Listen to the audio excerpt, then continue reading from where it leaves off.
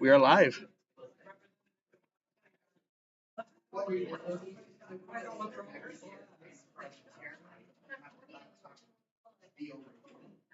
Yeah.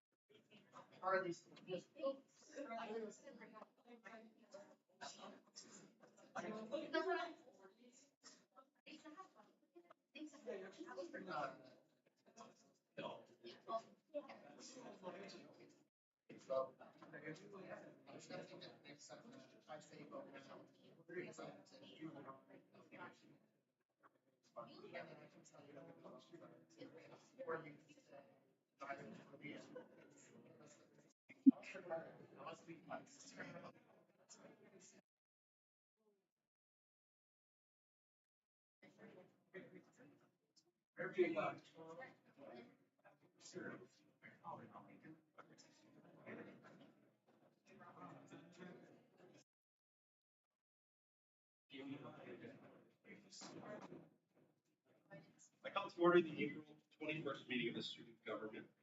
We are live streaming and being recorded. Please review agendas while Jacob does roll call. Anthony Casella, John Rivet, Christopher Landon, here.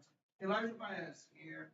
D'Angelo Zuna Sandoval, Brenna Giuliani, Luke Staley, here. Alyssa Hampton, Raymond Croto, Anna Gomez, David Morales, Lucia Sedera, Liv Carney, Julian Ozier, Coda Santos, Matthew Kusha, Maria Rantamaro.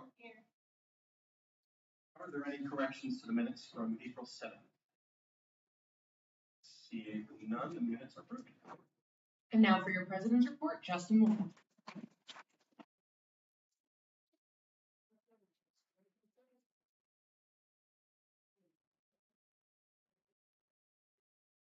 Gosh, and here I thought our last meeting would be a nice, easy one, but I haven't gotten the opportunity to sit still or set up for the meeting. So I apologize for that. But today, we are being joined by Melissa Sykes, the Director of Dining Services, who has offered to give us a small little presentation on some of the changes that will be going on. Oh, silly me, I didn't open the presentation. It's okay. I thought about making this meeting funny purposefully, but then I didn't have the opportunity to. I was going to replace every exec member's name with the name of the person that held their position last year, just to be funny, but then I didn't have the time. So I guess you guys have this accidental laughs you can have at these things while I set up this presentation and awkwardly stand up here like I had to awkwardly stand at the Student Leadership Awards when Dr. Hearn read a very, very long bit about me. I loved it though. I loved it though because my parents were able to sit there and hear about how great I've been doing or trying to do with the amazing backing of this organization, by the way. But no, without further ado, Melissa Sykes.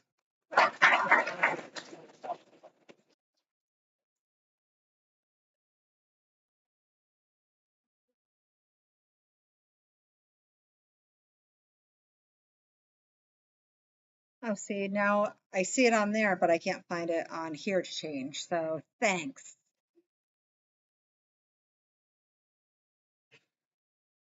It's over on the back behind you. Where? All right, but a whole different thing is up here, so I can't even change the screen. So how am I doing this, Justin?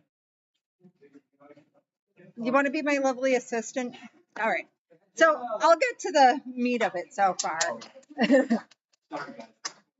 Move this forward, and then I'm going to do what I just told Justin to do.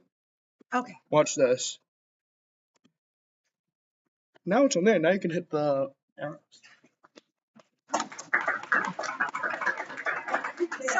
Hands down, best meeting I've gone to in this room so far. So thank you. So I just want to take a moment of your time to let you know some of the things that are going on in dining that's going to impact dining for next year. So we went through in the, I think it was December, January, and talked about increases, and we were able to do a 3% increase. As we start looking at next year and next fall with the growing increases, where enrollment's at, and looking at our operations, we will not need to, or we won't be able to sustain all the operations with the budget we currently have. So we've done a lot of data dives into it. So some of the suggestions, I'll just kind of give you an overview. The late night bistro, we're open 7 days a week. And as you can see where it trends down on Friday, Saturday, and Sunday, it's really not being used by the student population here. So we're looking at reworking some of those days, closing it Friday through Sunday to recap some of the losses that we're going to experience in dining, and staying open the more popular days, Monday through Thursday.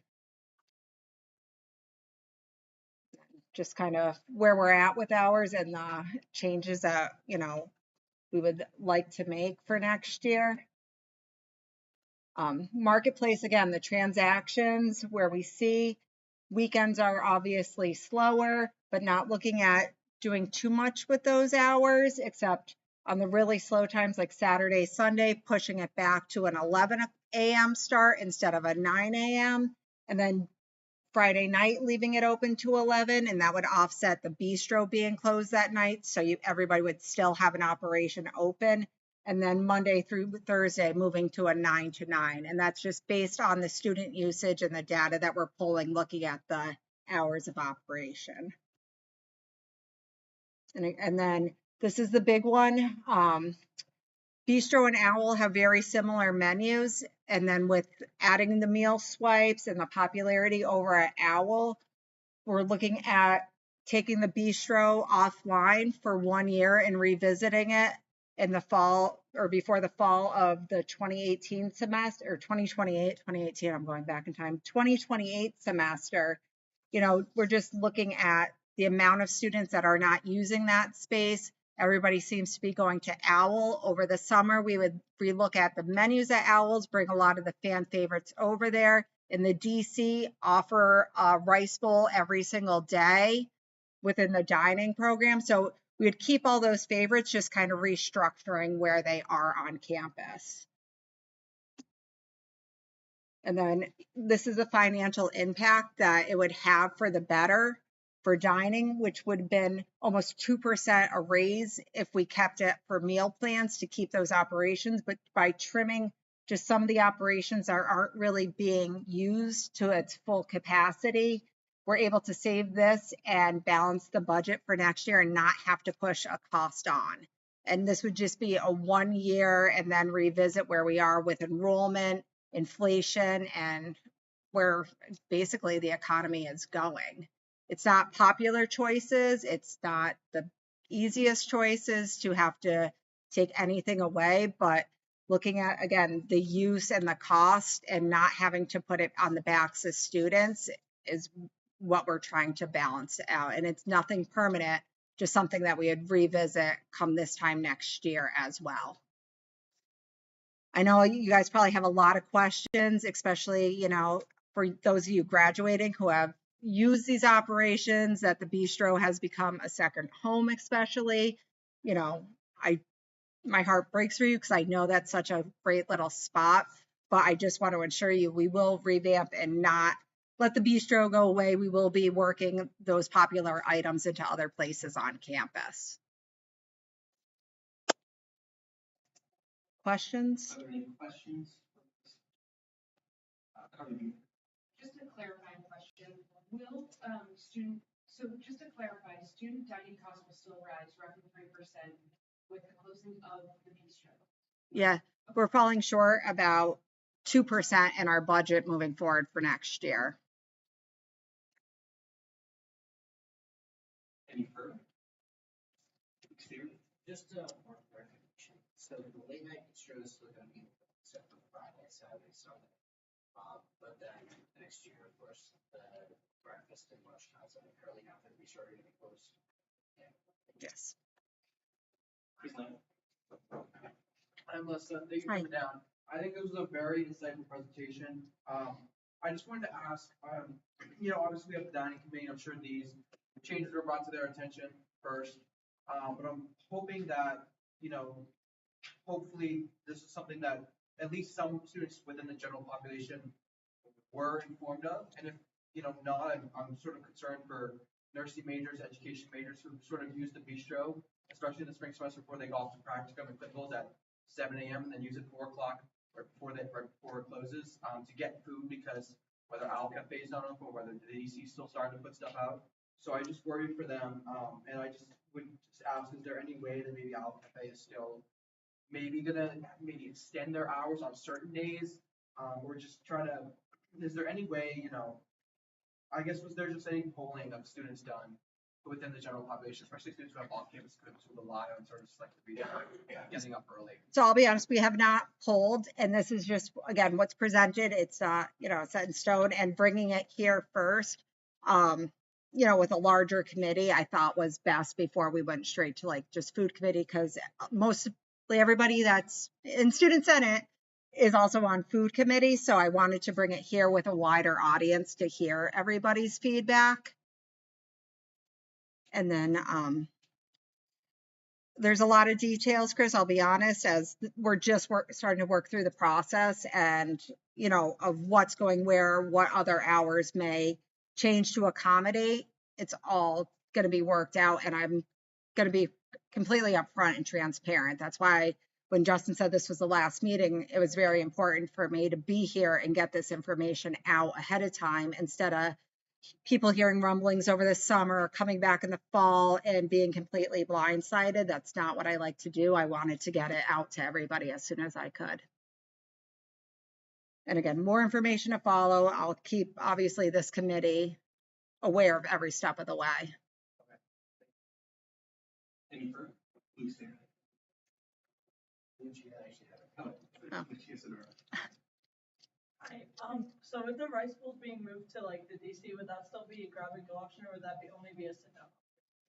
So it would be a sit down option, but we are exploring other ways to make those happen as well. Yes. I wish I had 100% more answers for you, but again, we're still just new and working through the process. But any input you have or thoughts, feel free to email me. Kind of going off of that, I think that obviously the rest are going to be as like sit down option within the PC. But what about some of the other options that are found exclusively right now, like breakfast and lunch? Will students be able to get those items at different locations? We'd be looking at moving like the fan favorites over to Owl, see what we might be able to put at Ely, and just kind of spreading them around campus. We did look at rice bowls possibly at Owl, but the location's not big enough for it.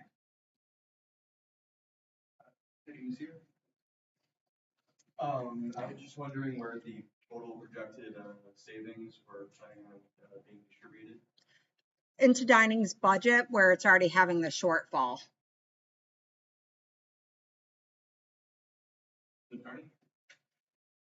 Hi. On the weekends, there will be no like hot food option after 8 o'clock. Is that correct? Yeah, there won't be the late night bistro, but we'd be looking at keeping the market open with better grab and go options. And they have the Turbo Chef and adding some more specials over there, like we did, I want to say a year or two ago. We did like the pizzas, the burritos, and items like that. Yes. Yes.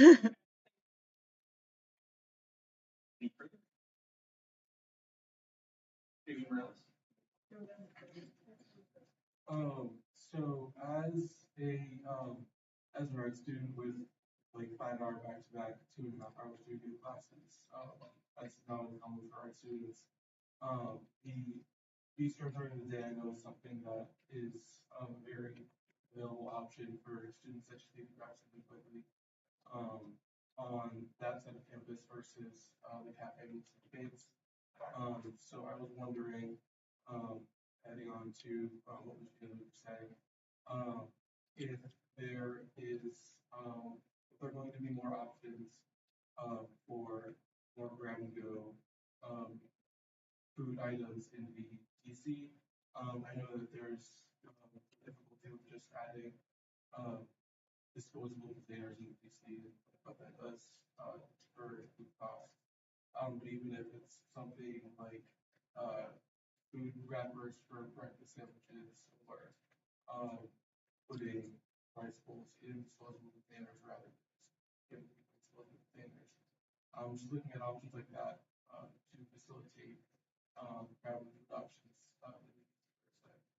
And I'll be honest, that's something we're looking through. I don't have an exact answer for you, which I wish I do, but if you're around, I would love to hear ideas and, collaborate, and any feedback would be amazing.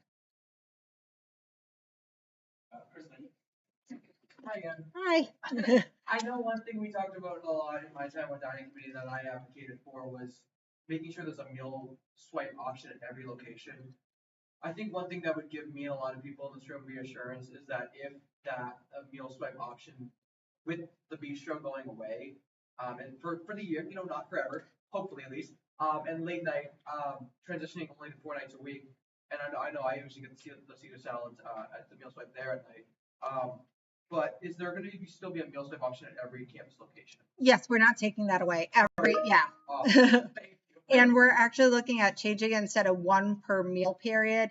It's like that block throughout a day, however you want to use it. So students who are on the go that want to grab 2 items because they're going to throw it in their fridge and eat it for later, it gives a little bit more flexibility than having to wait till the next meal period. So, instead of getting 1 per meal period, 3 or, whatever, 3 in a day, you can use 3 however you want. You can use them all at breakfast, all at lunch, on a smoothie and a sandwich. So we're going to give that more flexibility to the meal plan. Any further? Seeing none, thank you, Melissa. Thank you.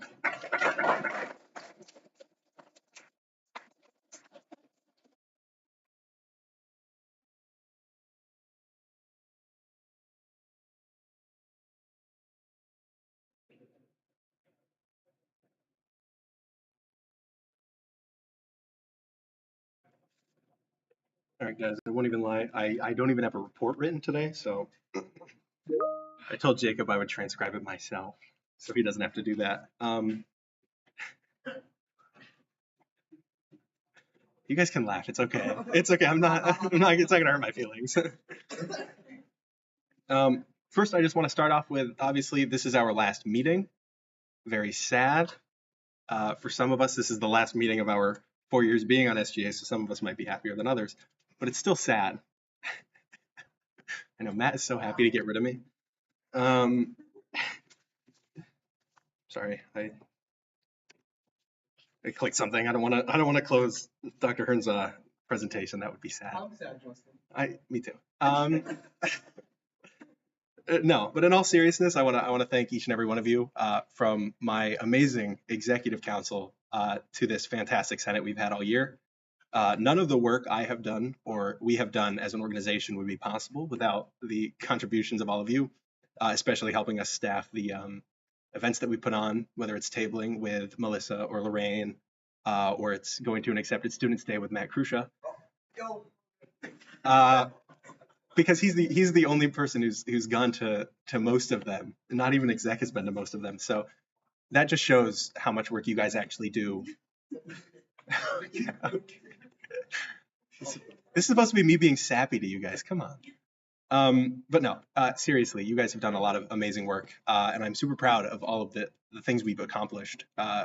We got the lieutenant governor here, and that was fantastic. The Bright Act passed. Now, hopefully, it gets there. We're very close, but no, these are all amazing things. We've done a ton of food trucks this year, a lot of tabling that mostly senators have done, facilitated by exec members, and that's all amazing work.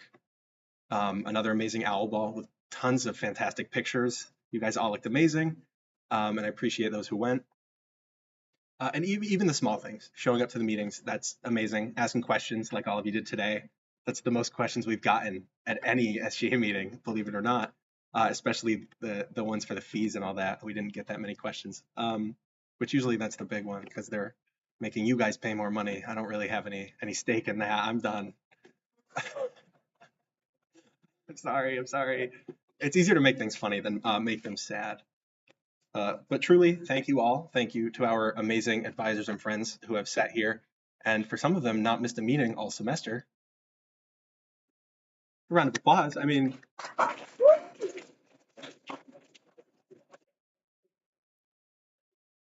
taking time out of his busy weeks as a cabinet member here, a vice president. If he can do it, we can do it. Okay, maybe not, but no. But thank you for all of the amazing advice, wisdom, and information you have given or shared with us. It truly helps, and all the honesty and transparency you provided when it comes to your divisions, departments, or oversight, in this case for Maggie, who oversees, I guess, like everybody at this point. So thank you all. Thank you, Matt, for being an amazing advisor who's done this solo the entire year. We lost Shannon, which was kind of sad, but it's great you stuck with us. Not that you had much of a choice, but you did it, and you survived. Like I said at the Student Leadership Awards to my parents, I would not have survived this year if Matt D'Elia was not here. So truly, a round of applause for Matt.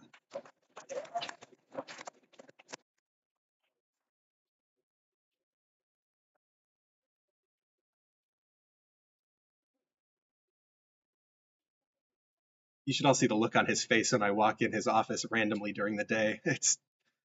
I feel so bad sometimes. And all the texts he gets from me when his daughter is sick at home, and he still has to deal with us despite taking the week off. So truly, thank you. It's been an amazing year for all of us, and I can't wait to see what you guys do next year. I will be here, so you're not getting rid of me. So next, we can have some more fun with this. We have the banquet next week because this is our last meeting. So next week on Tuesday at 5:30 p.m. in this very room, it will look a lot different because we're getting round tables. We're deciding to be fancy this year. Oh, come on, guys, you can at least give me something. Thank you, thank you, thank you. Now I wish I did this with all my reports. Made them funny. Solicited comments from you guys during it. Sorry, Jacob, for having to write all this in the minutes. But no, we do have it. We have, as Dan Courier would coin, a fine Italian feast, I believe, as our meal. So we're going to be eating very well. With that in mind, though, it is a formal event. So if you could dress up as we did to welcome Dr. Thompson to our meeting, that would be fantastic. And we are giving away advisor awards this year in a little different manner than we did last year and years prior, which means at the end of this meeting, I'm going to make you all take a big giant picture up here to give as a part of those advisor awards, because our advisors should definitely see our faces every time they look at that picture frame. But no, I would have had you all dress up, but I decided it would be better for you all to look like normal college students, because in the end, those are the people that these advisors are working to help, which we thank them for. And then following that, we have further celebrations after the banquet. So while we're all here, and I don't have to email you all where none of you will read it. Yes, yes. I read all your emails. Yeah, you say that. No, I'm kidding. But while we're all here, we do have celebrations after the banquet. So if you would like to bring a change of clothes, we will very quickly transition to our end of year celebrations following the banquet, where our advisors and friends who are going to be there will be able to go home and not be here until 9 p.m. But I would suggest bringing comfy clothes. We will be here. We have some fun stuff planned. Celia's been hard at work, trying to get a recap of the year where it'll be fun. So if you haven't sent her pictures, send her pictures. It'll be amazing. She's doing it great. It's gonna be amazing. But other than that, now is where the business comes in. So for the past few weeks, Travis, who's coincidentally not here on the day I was going to make him present this, has been working on upgrades to the apartment courtyard or apartment complex courtyard, because right now it looks kind of drab. One of the things is getting a nice little gazebo over there that will be used for programming, hanging out, whatever people want to do, maybe live music, something nice, food trucks, everything like that. And the price is fairly big, which means we'll have to dip into reserves, which I think the executive council is in their discussions, I think they're willing to do. But it would be around $40,000 for installation and such, or for purchasing a gazebo and then site preparation, followed by obviously the delivery costs.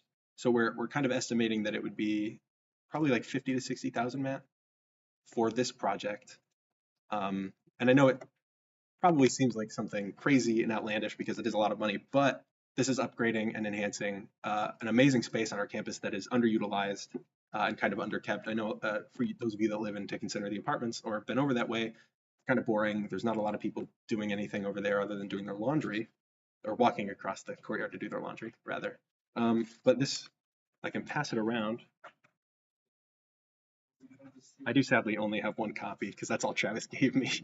So it'll get passed around. The one on the first page is the one we're doing. The others were the rejected ones. But we're also doing this not just with SGA, but the class council of the class of 2026 has agreed to help us as a part of their senior class gift. It's amazing to be able to do something larger than just a rock or a bench in some obscure place on campus. So I commend them on their commitment to help us out a little bit with it. Because it'll be a thing that students use hopefully for a while. Obviously it won't last forever, but it'll be a necessary step in upgrading an underutilized space for programming for all students. And that's the first part. There was a second part for another project, but I'm going to let you all have a little bit of time without me talking because you'll have enough of that next Tuesday. And then at the end, we'll have to vote on if we as an organization would like to support these initiatives through withdrawing from our reserves, which we do have a lot of money in them that has just been saved year after year due to underspending on the side of this organization. So I would like to welcome up Dr. Hearn, who had his lovely administrative assistant, Dominique Chapman, do a lot of work on this because she actually knows what she's doing and can help us get the quotes.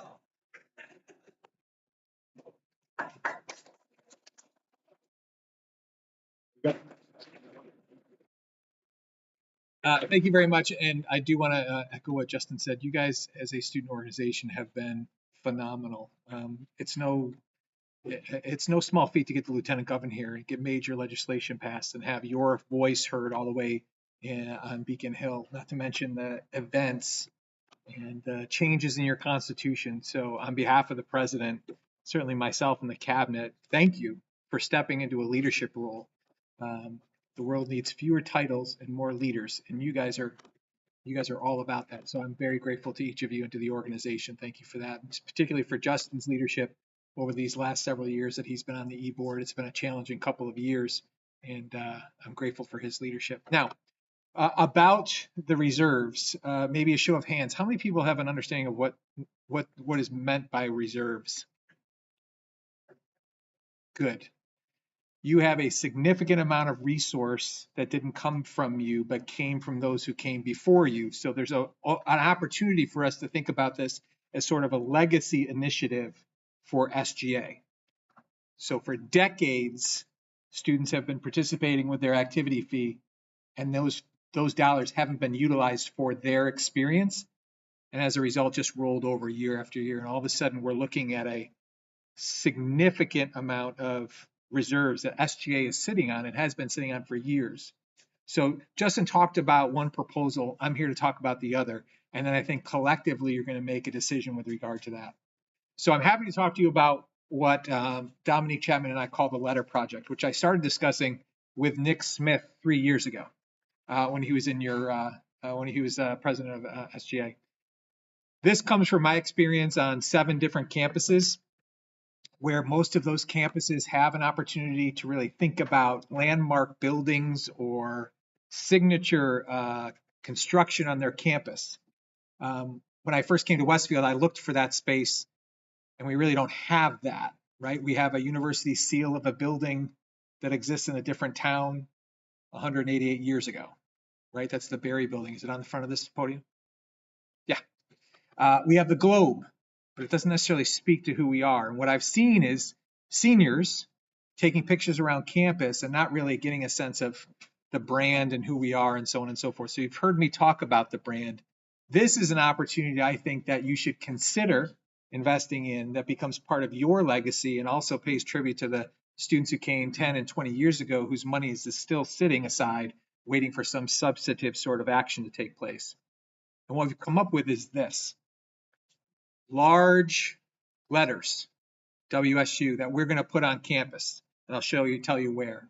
This would be contrary to many of you seniors who are going to go out to Western Avenue and dodge traffic to get your picture against the marquee, or the picture against the globe maybe on campus.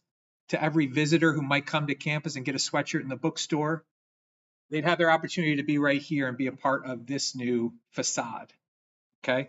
Quickly to answer your question, it would roughly go, awful picture, right? But it would roughly go right outside of this building to the if you're walking into this building, not the Duncan, but the main entrance, to the right of that building in front of the fitness center windows. Okay, it's not in the green, it's on the other side. There's a sidewalk on your way to uni, right? And then the front of Ely and the fitness center, it will be in that green space. So you would be able to walk out and have your picture taken. These sorts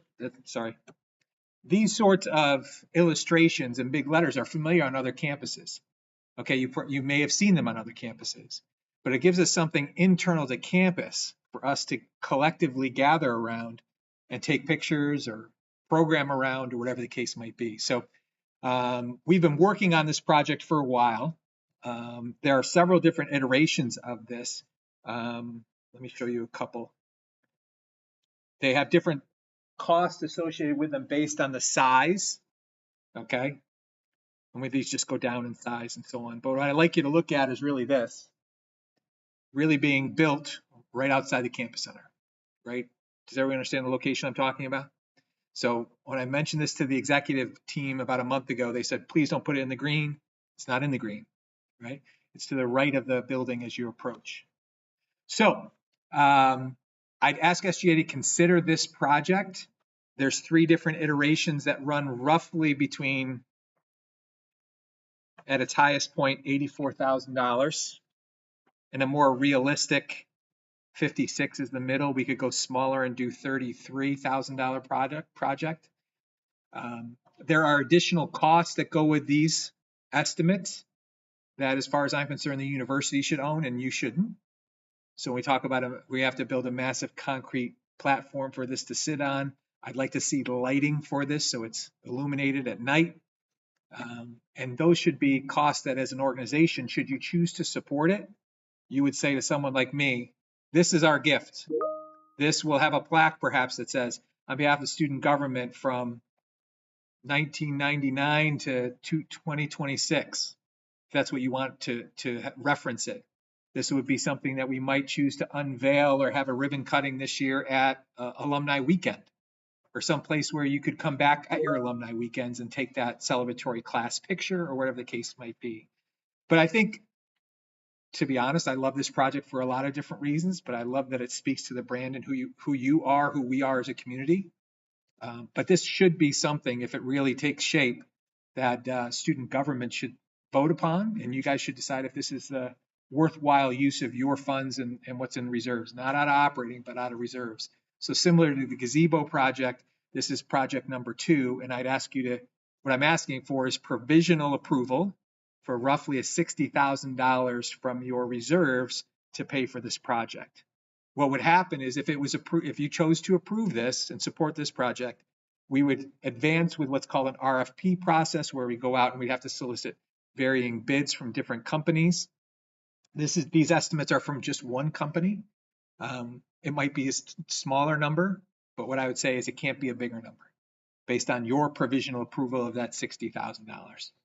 Okay, and if it became something else, I'd approach the new president, whoever that might be, and have a conversation with the president to communicate to next year's SGA. But it's critically important, if we want to see this take shape, that we stay busy, the university stays busy with your gift while you're away on your summer vacation. Questions about the project? Can I do that? Okay,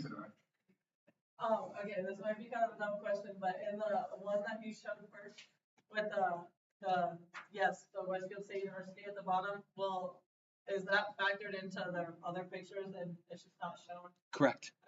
Yep. So again, this is just draft. There's something called value engineering. That's when you sit with the engineering firms and they talk about the height of the concrete base and colors and so on and so forth. But in our best work to date, and by ours, I mean Dominique's because she's the brains, we believe that we can do something very similar to this for roughly 60,000.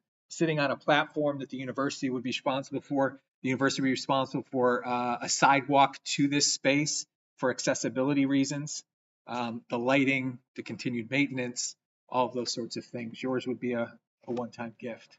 And we wanted to keep it simple with the new brand, right? We didn't want to get fun with fonts and different colors and that sort of stuff, just very standard. But I would love your general thoughts. If you hate it, I've got other things I can be busy with. If you love it, then we should get busy with the project. I love it. Awesome. Okay, I have a little sort of point of clarity and a little dialogue question to engage in. Are we voting on the gazebo and this, or one or the other? We're voting on both, to submit as a proposal to the president and then the board of trustees as a lump sum to have it in reserves. Okay. And then let's just call it 130,000 with shipping, handling, installation. Do we have 130,000 in reserves at least? Okay. You have significantly more dollars than that. The process. That what? Yeah, we're in right now, discussion can only be about the letters. We're not comparing one versus the other. Justin will do that as part of the vote. Are there any other questions about the letters or comments or concerns? Hi. What is the time frame on this? Like, when would you see this actually being built? Yeah, that's why I'm anxious to be in front of you today so we can get going as soon as possible. The RFP process takes about 6 weeks. So I really want to spend all of my time over the summer making it happen. I would love to see this when students return in the fall, but at the very latest for alumni weekend, which is mid-October. But I think once we agree on, and I think if you like the design, if you like this project, we can get moving on it very quickly as long as it's something that you all want. Don't mistake my passion for your responsibility to vote yes. This is yours. Okay, this is your gift as SGA if that's what you want it to be. It's a simple design so we can populate it with ourselves, right? And it may look a little bit different as it's value engineered, but this is the general idea to give us something on our campus that we can, you can really, what we love about this is when you really come across Bonacos and you look across the green, you're going to see this. It's pretty big. Just quick, I don't know if this is procedural. Do people like this? You guys are quiet. I love it. Love it. I think we should vote with 2 Fs. No, that's awesome.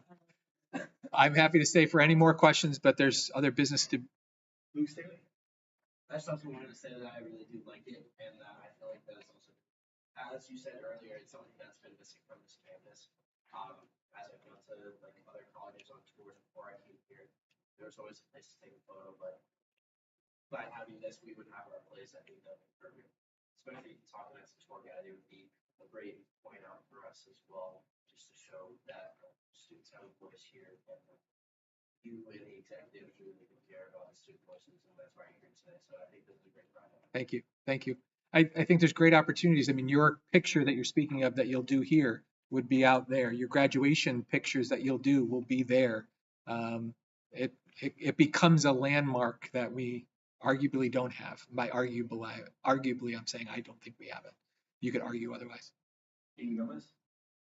I think this is really a good idea, and I like it a lot, especially when we start talking about branding and marketing as we move towards the future. My only question is, you mentioned lighting. Is there any idea or concept of how lighting will look? Will it be around it? Will it be under the letters? Is there any concept of that so far? Great question. It's going to be exterior to this. As we did some research and design, it was recommended we don't put the lighting, which is possible, put the lighting in there for cost reasons, but also because if the lighting breaks inside, it's considerably more expensive to repair. So my thought is just to see some ground lighting aimed at this and sort of keep it simple that way. Yeah. Raymond Crowe? So we would be, I guess, giving you guys 60,000.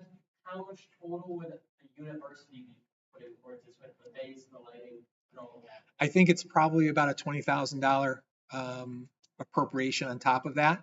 And that's the one-time cost. I mean, obviously the costs associated with lighting it every year and so on and so forth, but we don't have to, extrapolate on that. That's just the cost of doing business. But this is not meant to be a dollar for dollar match by any means. This would be, as I'm proposing it, and you guys could say, but as I'm proposing it, this is how you should use your money to fund this, with the expectation that the university steps in and accordingly and supports at a lesser degree your gift. Any further? Chris Lynn? I just want to say, I think one thing I've always asked myself over the 4 years, and I'm going to ramble for a minute, but I think one thing I've always asked myself over the 4 years is what has SGA done that is something I can always say to accept students and accept students say that SGA has done this. And there's been different things I've said at different times, but I think for those of you in this room that are staying, I want to, keep in mind when you vote that this can be something that we say and accept students say that this is what SGA did in years past. So that's all I'll say, but I think this is just an incredible opportunity that we can leave our legacy not only for this year, but for, you said back till 1999, you said? I'm just guessing. There's random year. Decades though. It's been decades. It's been decades. So I think this is a great opportunity. Yeah. And you use the word legacy, and I would say this about if you went ahead and approved although Matt's going to say don't talk about it, the gazebo. This is you guys acting as an SGA to improve this experience. You've done all sorts of actions that are procedural and governmental and so on and so forth. It shouldn't be your job to do other sorts of things. It just so happens that the years of students who came before you left you this opportunity. So this proposal, if you choose to approve it, is operationalizing some of it in a way that you all can enjoy alumni weekend in October, and then you can come back with your kids and get pictures in front of it. Future alumni weekends. I'm done selling. Oh, maybe not. I was just curious if there's been any preparation on materials or anything like that. Because you haven't brought this out to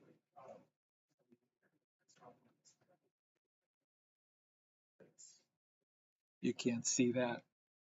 That's just going to frustrate you trying to read that. Oh, now I've completely lost it. The question about materials, no, we're not there yet. So that would be a part of the RFP process when they would be recommending different types of metals or construction materials. And that's why I refer to this value engineering piece. Someone might come in with a material, but all of a sudden it's a $90,000 project. We'll value engineer it back into this window of roughly $60,000. And to be clear, I'm a pretty frugal sort of guy. If we can do it for less, great, but we want this to be something that is here for decades. So we're going to do it well. It's going to be something you can be proud of. We think in our preliminary review that we can do that for roughly $60,000 with the additional support that the university will put behind it. Yeah. Any further? And I would welcome, sorry, you keep trying to shut me up, but I won't. I would welcome if anybody, if this proceeds with a yes vote, if anybody says, hey, I'd love to stay connected with the project over the summer, we could use all the help we could get. So both Dominique and I, so just send me an email. All right. Seeing none. Thank you, Doctor. Yeah.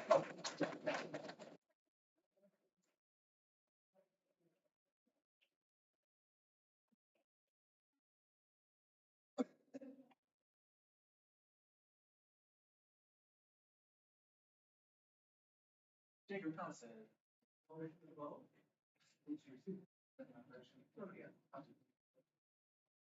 Okay. I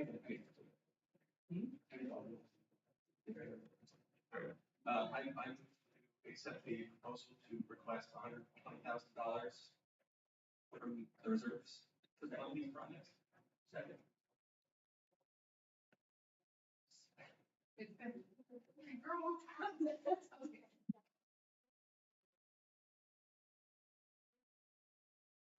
You need to be more specific. More specific. Okay. you're entertaining a motion to take $120,000 out of the SGA reserves to fund these two campus improvement projects. I move to accept a proposal to request $120,000 from SGA reserves to fund these two campus improvement projects. Is there a second to the motion? I second. It has been moved and seconded to take $120,000 out of our reserves for campus improvement. Are there any questions, comments, or concerns on the motion? Chris Lannon. I motion to amend the proposal and add a $10,000 buffer if needed, totaling up to $130,000, since we have that money.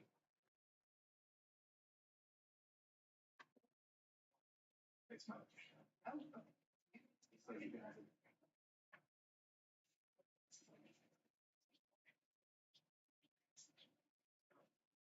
Oh, okay. Yes. Thanks.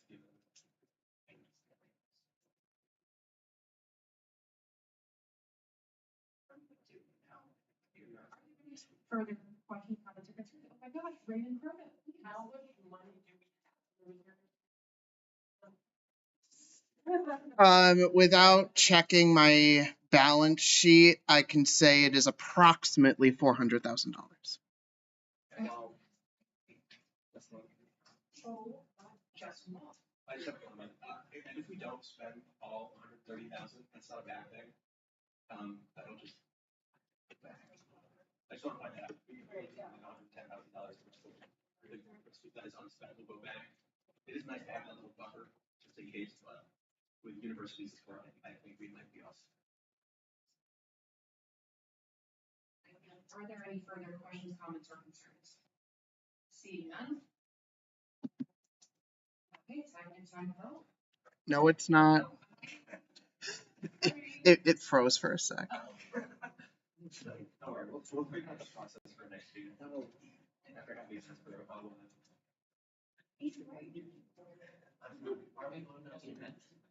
Yes, we're voting with. For any, like, super anyone's confused. Like, can you just clarify? $130,000 from our reserves for campus improvement. Okay. I can't add that at this point. Okay. Uh-oh. So we're actually. Give me a sec.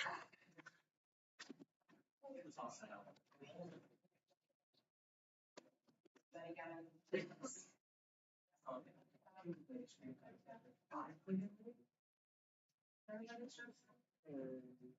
Yeah, is that already have one of these? Oh, wait.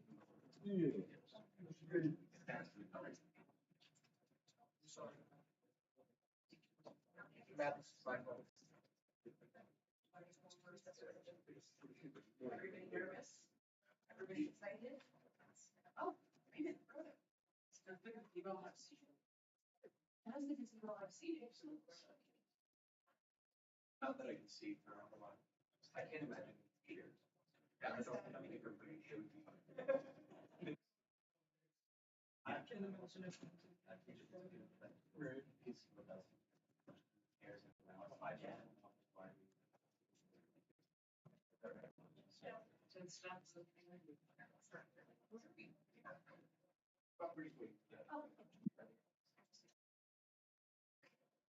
putting you guys through this during the last meeting. Thank you. Moved and seconded for a 5-minute recess. Are there any questions, comments, or concerns on the motion? We'll see you done. All those in favor? Opposed? And abstentions. Motion carries and we will return at 6:24.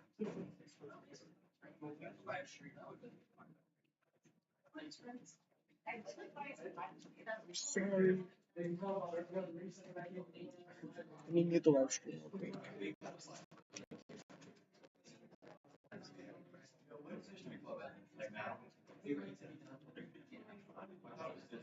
I have to reset the whole thing.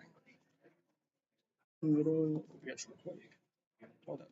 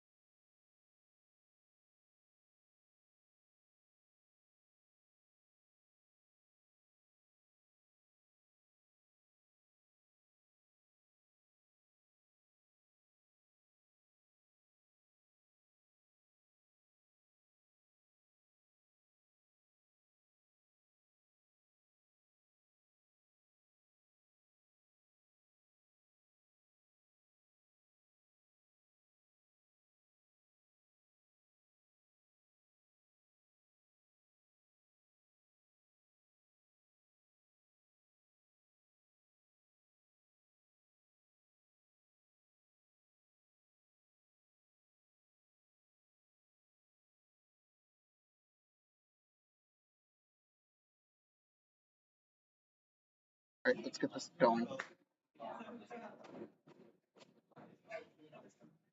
I have to reach all places to make sure it's safe to back.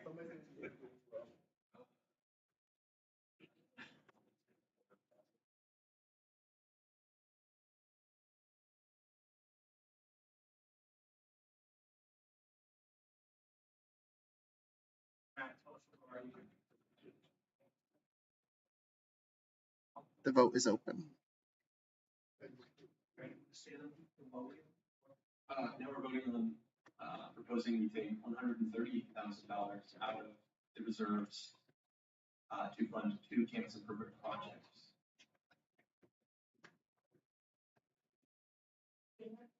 Send your votes.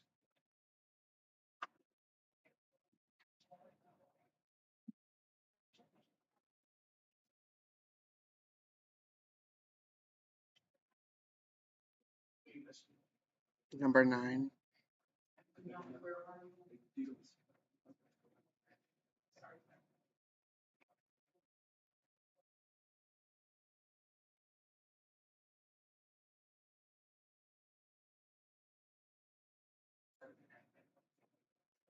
Parliamentarian, I have your results. Okay, do you want to say that? Or, Do you want me to? yeah, I'd love you to say that. You guys are mentally ill now, say the results. It was a unanimous yes.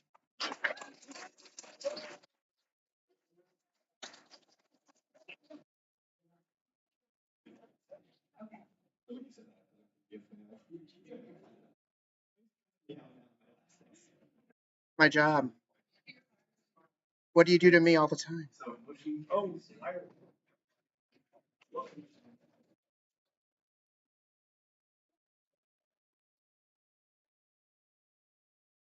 Now it's the report, student trustee report. Marty Garcia.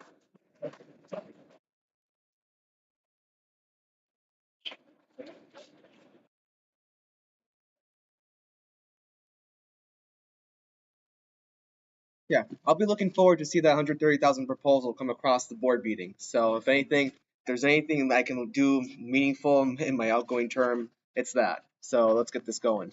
So good evening. I'm pleased to announce that this will be my last official report as student trustee. Unfortunately, I was hoping to close with an actual board report, but as I'm sure any accounting and finance majors in the room might know, timing is everything. But at the very least, this saves everyone from another novel length report. Which, just kidding, I'd make sure to just substitute in for a lot more details. This is going to be a very gory one. So, all right, the Board Trustees Audit and Finance Subcommittees met on Monday, April 13th. These meetings were held earlier in the month to meet quorum, as some of our trustees will be absent during the full board day of meetings next week. The Finance Subcommittee met first, starting with an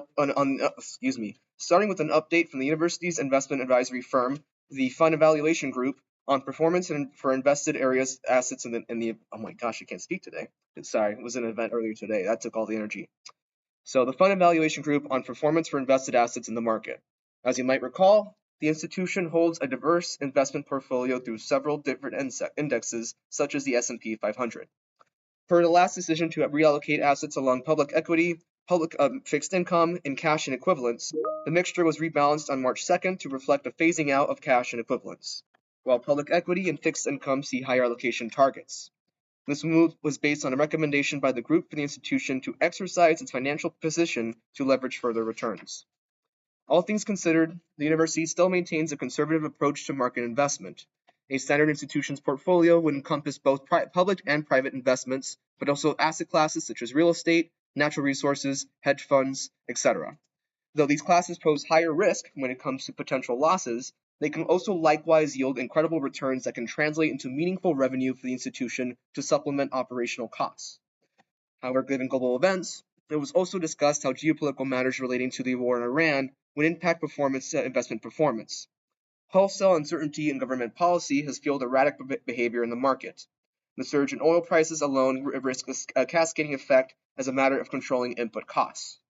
Continued instability continues to loom as it has a trickling effect on the economy, as we can see really as it has impacts on operational services like dining services and whatnot.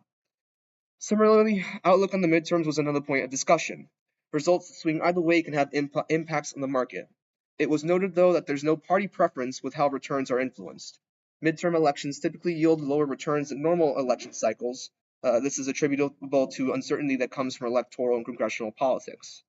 At the end of the day, companies look for stability to serve as a foundation for activities such as long-term planning. Despite everything, FEG rendered a positive outlook for the university's investments, noting a 14% increase year-over-year on aggregated earnings reports. The committee then shifted gears to get an update on FY26 budget versus actual comparisons from Vice President Taxar. The month of April is used as a gauge as budgeting season starts to see the current fiscal year close for the next. For an adjusted operating revenue of $129 million, admin finance recorded a loss of $3.8 million or a 2.9% variance.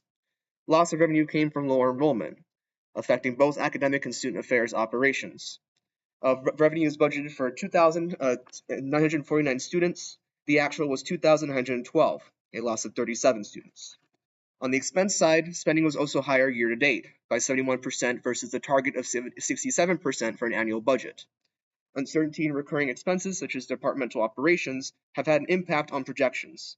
Timing has also had an effect on over/underrepresenting figures. Based on the report, the university expects to be at least 1 to 2% break even at year end. Current strategic investments funded by university's reserves were also reviewed. VP Taxar provided metrics and updated timelines on initiatives such as the campus signage improvements and classroom upgrades. Of an overall budgeted amount of $1.1 million over several projects, only $652,000 or 56% was overall utilized. Though some of these variances are planned as part of summer activities, an emphasis was made by the board on ensuring effective utilization of reserved money. Looking forward, the committee was provided a preliminary multi-year forecast for FY27 through FY30. At the forefront, we are still turning through the worst of the enrollment cliff crisis, losing approximately 107 full-time billable students over the next 4 years. Increased state appropriations can hopefully supplement operational budgets, but the cliff is only expected to start to wane starting FY28. Projections are contingent on increased assistance from the state, but also year-over-year rate increases charged to students. Imminent maturing of MSCBA debt will also pose great relief to Res Life, allowing reallocation of spending towards other initiatives. Though there is planned growth in other areas, such as the DGCE, given newly approved programs, overall headcount is projected to continue to trend downwards. The position of the university is to continue to weather through the enrollment cliff, as the years of discussion, planning, and execution have lent towards deferred revenues that help subsidize these losses. The name of the game now, so to speak, is retention. How can we support each and every student that comes through these doors, as Dr. Hers once said, and ensure that they walk out with a degree? A question to answer for another time, as I like to keep things rhetorical. The committee once again shifted gears to recommend adjustments to the university's trust fund management policy. Specifically, this is the bucket of money that the university owns, or at least is responsible for, covering mandatory and non-mandatory fees that are charged to students, and as well as the different trust accounts within which this money can be used for. The extent of changes that were made were reflective of inflation, specifically with the amounts that college officers are allowed to expend for projects, contracts, etc., as well overall for efficiency. Wording was modified to further empower cabinet members or their designees, spending authority to streamline approval processes. Why go through the same paperwork twice? So bank account information was also withdrawn from the policy for security reasons, as this was previously displayed to the public. So if you're any Joe public, you could see Westfield State's public banking information, which doesn't seem like a great security thing for anyone. So with that. Okay, sorry, a little bit of a brain fart. It's been a long day.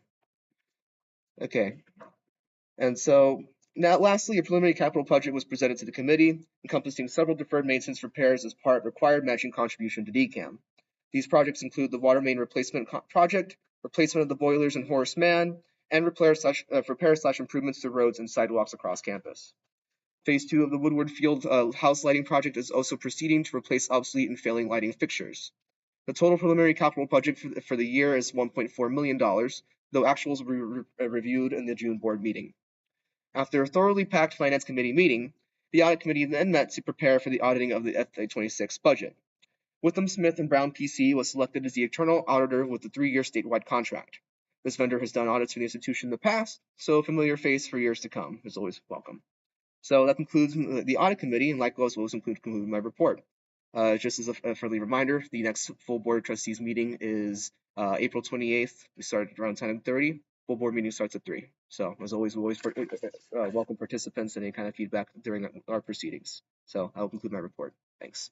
Are there any questions, comments, or concerns for Barney? Do you know? Thank you. All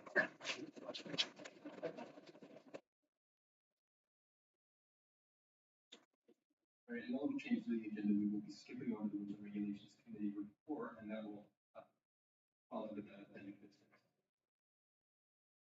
All right, University Curriculum Committee, Melissa Goodness.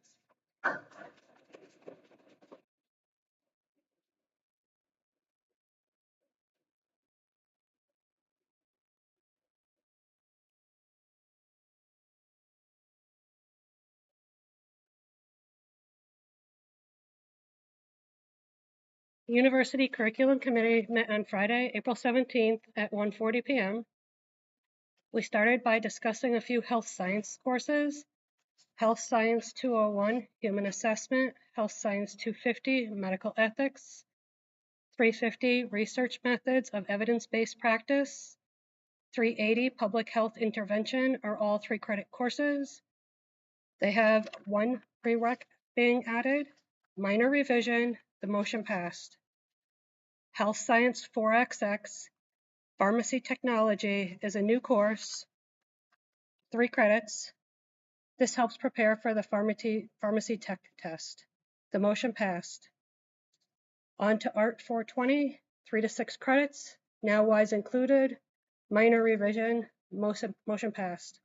Art 4031 is 12 credits, now WISE included. Minor revision, the motion passed. Art 451, 12 credits, minor revision to the updated course, motion passed. Accelerated Pathways in Sports Medicine and Human Performance is a new 3-year pathway that prepares students for the 3+2 Masters of Athletic Training program. The motion passed to move forward. Movement 234, the evaluation of upper extremity injury, is 3 credits. The course level changed to 400. The prereq is Bio 237 and you must have junior status. Motion passed. Movement Science 235, evaluation of the lower extremity injury is 3 credits. Course level changed to 400. The prereq is Bio 237, must have junior status. Motion passed. Movement Science 319, general medical aspects of physical activity is 3 credits. Course level also changed to 400. You must have junior status. Motion passed. Movement 4XX, Introduction to Clinical Assessment is a new 1-credit 8-week course. You must have junior status to take it. The motion passed. Movement 4XX, Orthopedic Pathology is a new course. 3 credits. This is a full lecture discussion course. You must have junior status. Motion passed.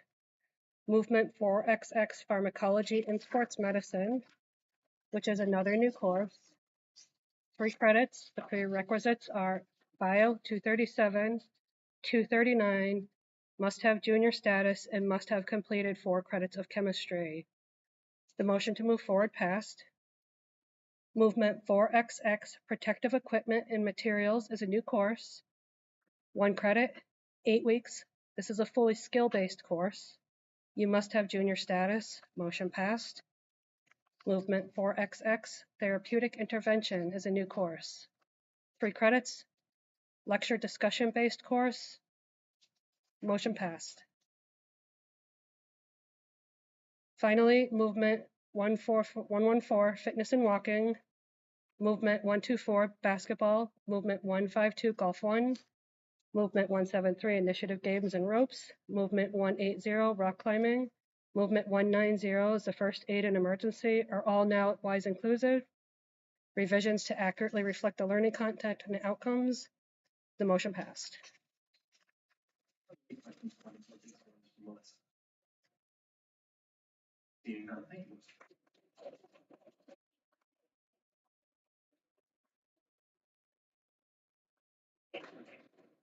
Your finance committee report, Theodore Lucier.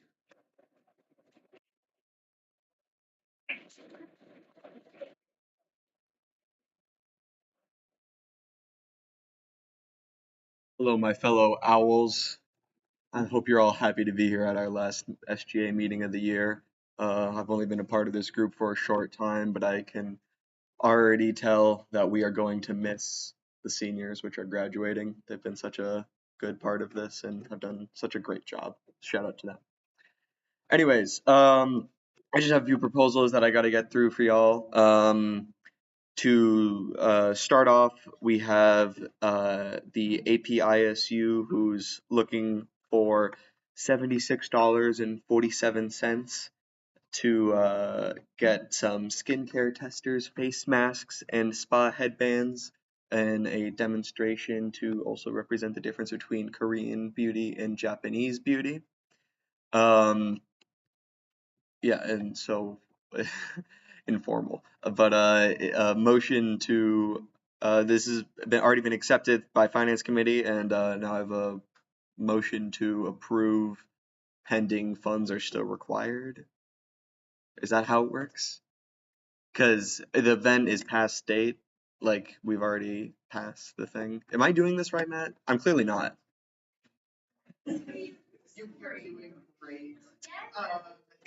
doing correctly, and you are waiting for some seconds. Oh, okay, awesome. It's moved and second to approve the allocation of funding retroactively, I suppose. Not retro. You're approving it in the case that they still require. Oh, okay. Yeah. To approve this funding proposal in case they need the money. Yeah, so it's like in case they still need the money if the event like actually happened, you know, and like yeah. Everybody understand? Sure. Yes. Okay. Are there any questions, comments, or concerns on the motion? All right, fantastic. All those in favor? Aye. Opposed?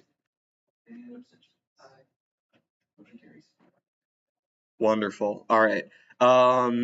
Next we have another one for APISU. Totals to $65.87 for marshmallows, chopsticks, and then a few prizes like a nice pair of chopsticks and a nice fancy bowl, and then some nice candy, and an event to be able to help students learn how to properly use chopsticks, which for someone like me, that would be awesome.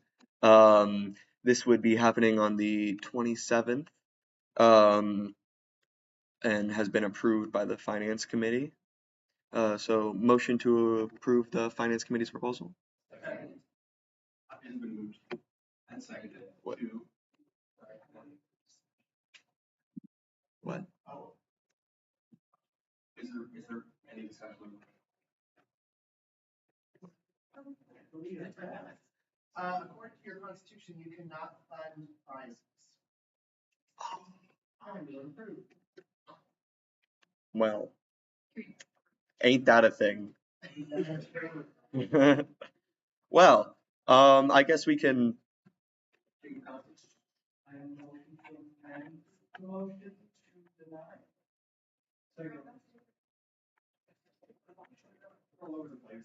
We're all just so good at this, huh? I think we're just tired. What was the amount again? $65.87. Super specific, I know.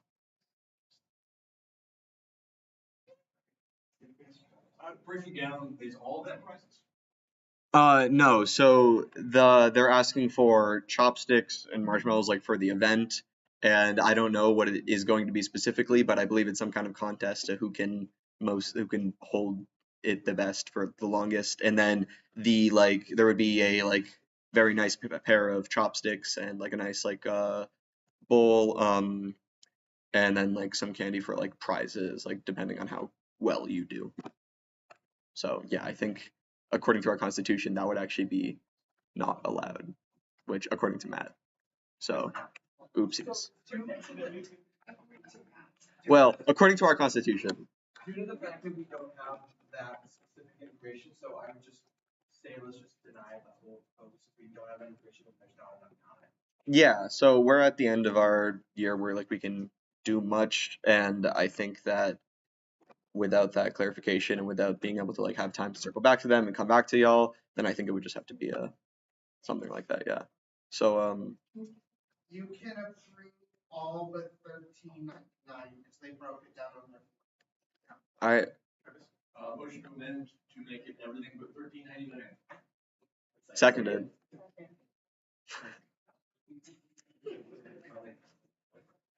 Basically, you're approving them to do everything except. Do you accept that amendment, Teddy? See, I want to say no because that'd be funny, but yes, yes. Finally, are there any questions, concerns, or on the motion as amended? Seeing none, all those in favor? Opposed? Abstentions? Motion carries. Wonderful. Awesome. All right. Now for our last thing, the Latinx Empowerment Club had a event on 4/10 for in which they had a bunch of outfits for models from the 80s and what? Skip that one. Oh, okay. Well, that's it then. Are there any questions, comments, or concerns for Teddy? Seeing none, thank you, Teddy. Wow.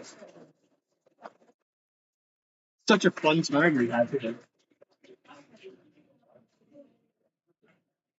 And now for your campus activity board report, may I appreciate it?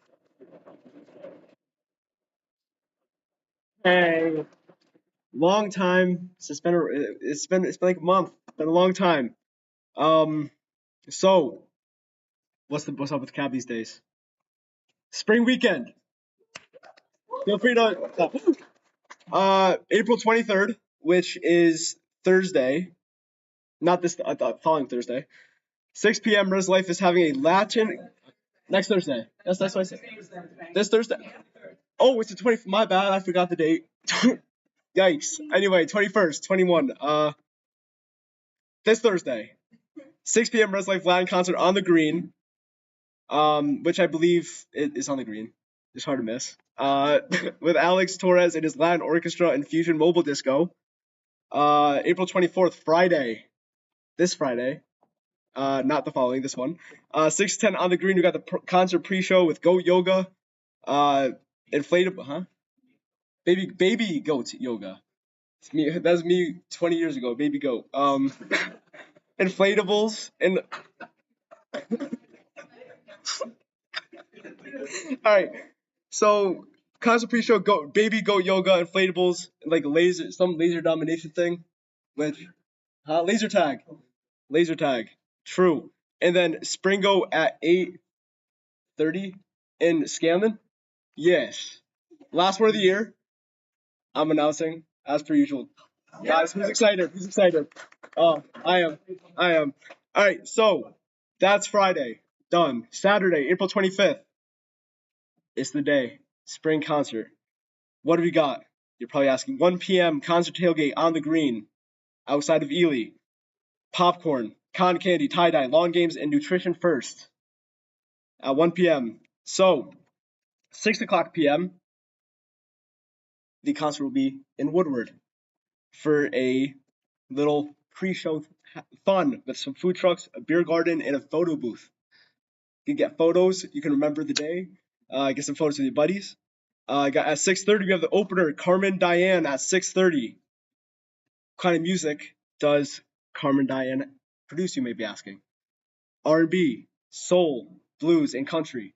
And for the headliner, it's a classic, MKTO. Oh, see, I was actually thinking about that one. It's a good thing I made it. All right, 7:30 p.m. in Woodward. And that is my report. Are there any questions, comments, or concerns for Matt Crucia? What time do doors open and close? They open at 6. Aiden, do you know? I'm sorry. I was in cab exec right now. I'm not sure of the time open and close. Like when are they gonna stop letting people in at some point? Shit. Oh. Yeah, that's a good question. It's a good question to ask. Yeah. It'll be someone scanning in these most of these. All right. I used Can I end with a quote? Actually, I'm gonna end with a quote. Is that okay? So, I've been on a big John Adams move lately. So I wrote down the panic may seize whom it will not seize me. And that was by John Adams. And that's how I'm going to check.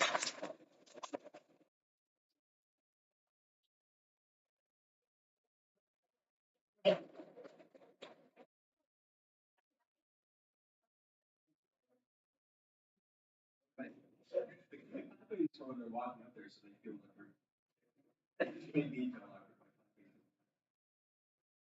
is there any new business? Jacob Thompson.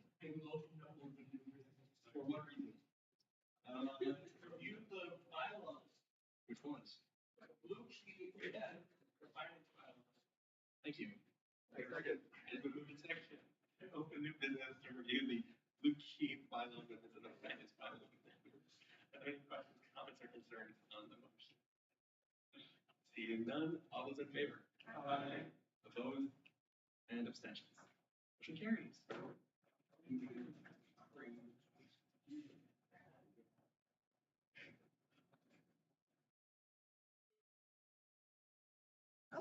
We need to review the Blue Key Award bylaws and then the finance bylaws. So we're going to start. Oh, okay. Just kidding. We're going to start with Blue Key today. Just a quick summary of what we're changing. Cutting a lot out that just didn't need to be in. Do I need to go over each section? Or is this? Oh, hi, man. You just need to review what the overall change would be, and then if you want specific questions. Okay. Okay. So for the Blue Key Award bylaws, the overall change is that we are just consolidating. We are taking out the interview aspect of the application process. Instead, it's going to be run like it was this year. So that's just going to be solidified within the bylaws. And we're just taking out some extra information besides that. Rules and regs did vote on it. Yes.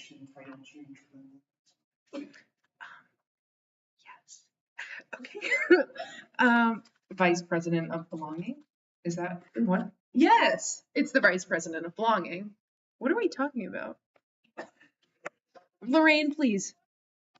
So before the committee was run typically by the Vice President of Community Engagement Outreach. But this year there was a change, so now the chair would be the Vice President of Student Belonging. Okay. Phew. Thank you, Lorraine. All right, and rules and regulations did vote on this, and we voted to pass this. Are there any questions, comments, or concerns? Or oh, sorry. Are there any questions, comments, or concerns on the bylaw amendments? All right. Being none. Are you gonna get me? Oh. You're going to stand here. Okay. Is there a motion to approve the amendments? Second. And it's been moved and seconded to approve the bylaw amendments. We'll vote using the little. Okay. This does. Travis on the page. No. I'm not, no. No, that's fine. Oh, wait. Yeah. I would love to. I am so, yeah, thank you, Carl. No? No. Okay, Travis doesn't get to vote. No. You know what, just whatever. Okay. So now we'll just vote.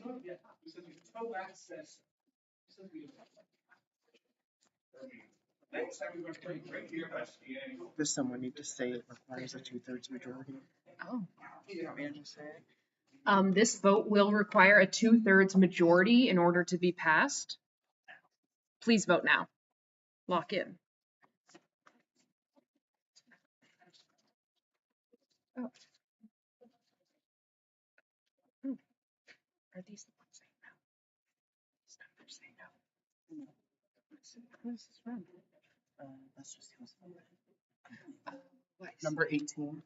Number 18, lock in. No, you didn't. Oh, she did that.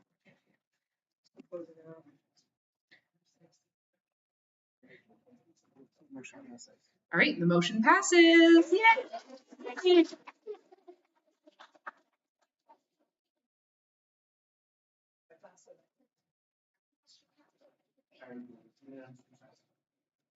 Okay, now we're gonna do the finance bylaws. The finance bylaws the changes are a lot of trimming. Trimming because there are a lot of things that are already implied in the Constitution, specifically defining terms in the appendix. So we didn't need it all listed out here. We also, not me.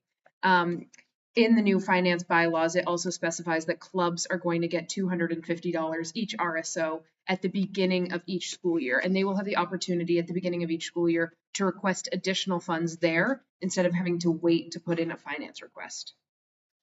Any questions, comments, or concerns? Oh, Justin. Oh, sorry, just for clarification, they can ask for the money to be allocated, but we'll still have a much smaller finance pool just in case they still need it. It would be given as per regular allocations if they do it for a year, things like that, so they can already start with the money.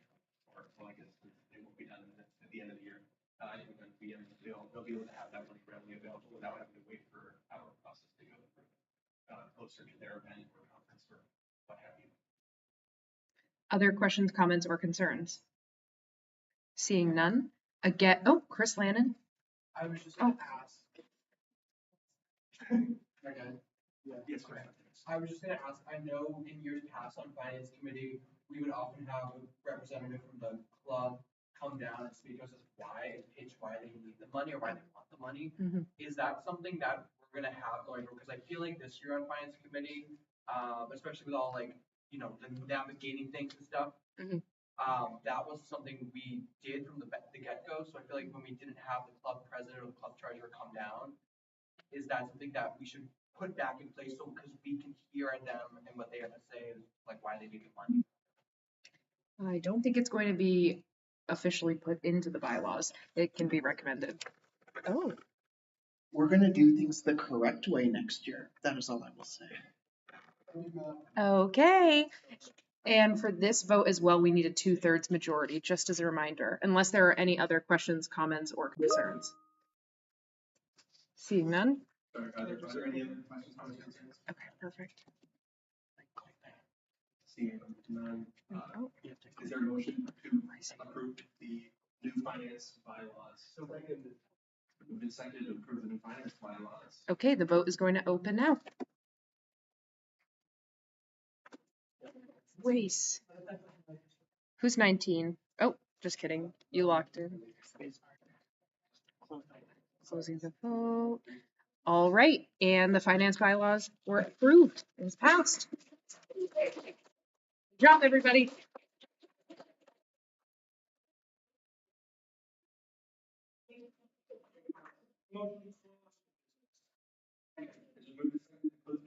there any discussion on it? Seeing none, all those in favor? Aye. Opposed? Motion carries. All right, are there any announcements? Celia Rosen. I just wanted to remind you guys all to send me photos for the slideshow that I'm making, and please send those to me by Friday, just so I have the weekend to prepare for next Tuesday. Jacob Johnston. Go vote in the elections if you haven't already. They're live and they close tomorrow. Just vote. Just a reminder, please stay after we adjourn the meeting so we can take a nice selfie picture. Yeah. That's it. What?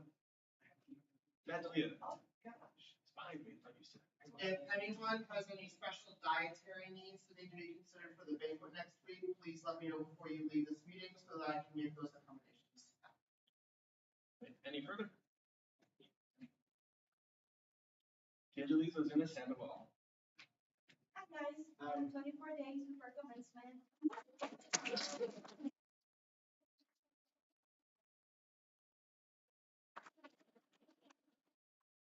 Finally. Before I do that, before you leave this room, give me the clickers back. Now, Andrew Casella. Here. Dara Rimmett. Here. Chris Lannon. Elijah Baez. D'Angelis Missouri Sandoval. Brennan Giuliani. Luke Staley. Alyssa Hannafin. Raymond Croto. Aiden Gomez. David Cornellis. Lucia Sedura. Liv Carney. Julian Ozier. Coda Santos. Matthew Cusham. Here. And for the last time, I'm me being the executive secretary. Maria Winchmarrero. Here.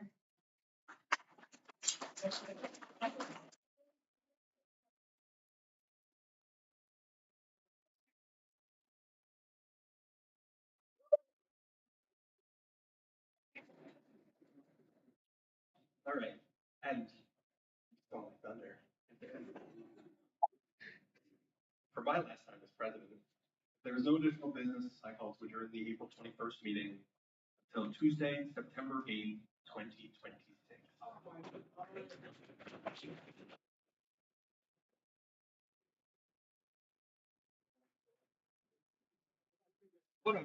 I gotta end the live stream.